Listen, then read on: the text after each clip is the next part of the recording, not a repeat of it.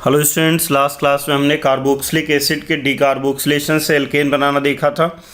आज एल्केन बनाने की कुछ और मेथड देखते हैं। जैसे एल्काइल हैलाइड के रिडक्शन से भी एल्केन बना सकते हैं। एल्काइल हैलाइड का रिडक्शन करने के लिए strong reducing agent like lithium aluminium hydride या NaBH4 यूज किया जा सकता है। लिथियम एल्युमिनियम हाइड्राइड LiH की रिएक्शन अगर AlH3 से करें तो लिथियम एल्युमिनियम हाइड्राइड बनेगा कैसे? Li positive H negative AlH3 H negative को एक्सेप्ट करके कन्वर्ट हो जाएगा AlH4 निगेटिव में। और अगर AlH4 निगेटिव है और ये Li पॉजिटिव, ये बन जाएगा लिथियम एल्युमिनियम हाइड्राइड।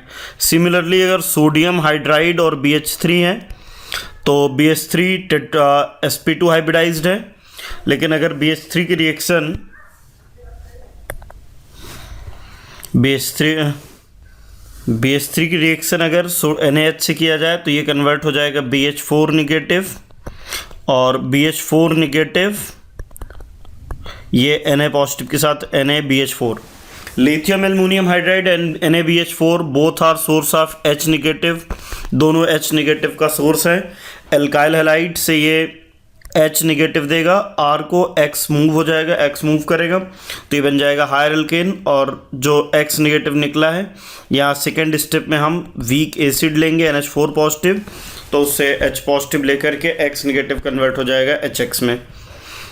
तो एक तो हम लिथियम एल्युमिनियम हाइड्राइड और NaBH4 के रिडक्शन से कन्वर्ट कर सकते हैं। दूसरा, अगर मेटल और एसिड लिए जाए तो metal and acid are source of nascent hydrogen, तो नेसेंट हाइड्रोजन के प्रेजेंस में एल्काइल हैलाइड कन्वर्ट हो जाएंगे हायर एल्केन में, और ये जो X है ये कन्वर्ट हो जाएगा HX में। अब नेसेंट हाइड्रोजन का सोर्स मेटल एसिड हो सकता है तो जिंक और एसिटिक एसिड ले सकते हैं, सोडियम एथेनॉल ले सकते हैं, या जिंक और कॉपर के साथ एथेनॉल ले सकते हैं। जिंक के साथ कॉपर मिक्स किया जाता है जिससे जिंक की स्ट्रेंथ बढ़ जाए।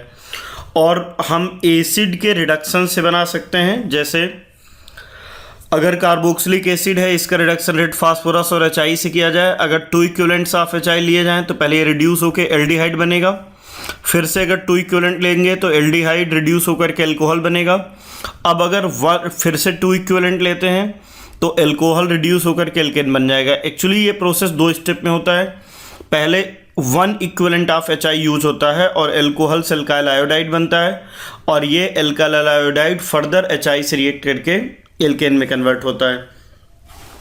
ये रिएक्शन रिवर्सिबल है। अगर RCH2I के साथ HI ऐड कर दिया जाए तो ये एल्केन में कन्वर्ट होता है, और एल्केन अगेन I2 से रिएक्ट करके एल्काइल आयोडाइड में कन्वर्ट होते हैं। इसलिए इस रिएक्शन में हमें आयोडीन को रिमूव करना पड़ता है जिससे रिएक्शन फॉरवर्ड डायरेक्शन में जाए और एल्केन का ज़्यादा से ज़्यादा फॉर्मेशन हो अकॉर्डिंग टू ली-चैटेलियस प्रिंसिपल।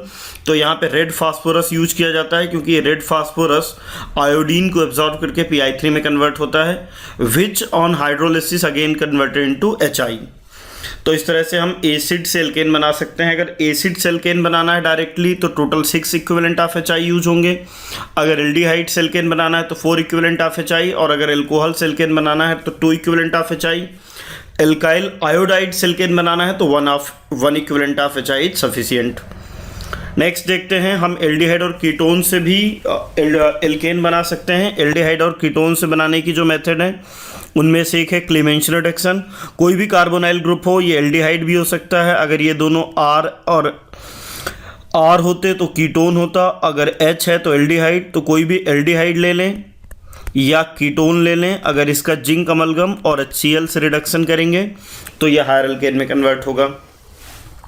लेकिन इस रिएक्शन का ड्रॉबैक ये है कि यहाँ पर जो भी एसिड सेंसिटिव फंक्शनल ग्रुप होंगे वो भी रिड्यूस हो जाएंगे। तो अगर एसिडिक सेंसिटिव ग्रुप यानी बेसिक ग्रुप प्रेजेंट है, या कोई ऐसा ग्रुप प्रेजेंट है जो HCl से रिएक्ट कर लेता है, तो फिर हम वोल्फ-किस्टनर रिडक्शन करते हैं। वोल्फ-किस्टनर रिडक्शन में कार्बोनाइल ग्रुप हाइड्रोजन और KOH की प्रेजेंस में एल्केन में कन्वर्ट हो जाएगा। यहाँ पर भी दोनों RH एल्डिहाइड हो सकते हैं और ये दोनों कीटोन भी हो सकते हैं, तो एल्डिहाइड कीटोन दोनों का रिडक्शन किया जा सकता है।